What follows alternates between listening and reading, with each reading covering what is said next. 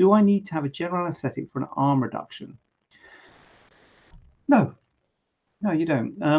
Now, a little bit uncomfortable. We were talking to one of the anaesthetists about this the other day, and I've got to be honest, I'm kind of like changed a bit in terms of my feelings of general anaesthetic and so-called twilight or local anaesthetic with sedation. So when we were in lockdown, we kind of we were limited as to where we could operate, and we went to some places where we could only do twilight, local and sedation, and it was amazing what you can do under twilight, and you can, to be fair, do most things under twilight, and it works really well, and it is really good. Now I'm back in hospitals where you can do general anaesthetic, and I don't do twilight very often.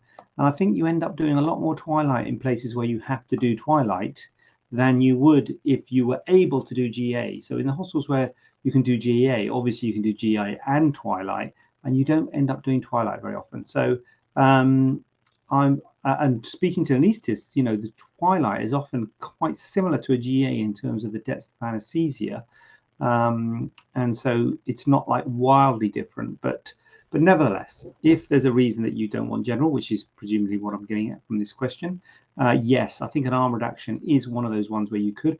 But as I say, well, I didn't say it, but I'm going to say it now. It's a bit uncomfortable. Because you often have to do liposuction. You don't always do liposuction with an arm reduction, but that can be a bit uncomfortable.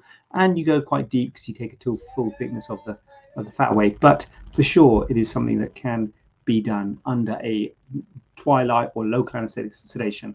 Arm reduction would be perfectly reasonable to do it in that way.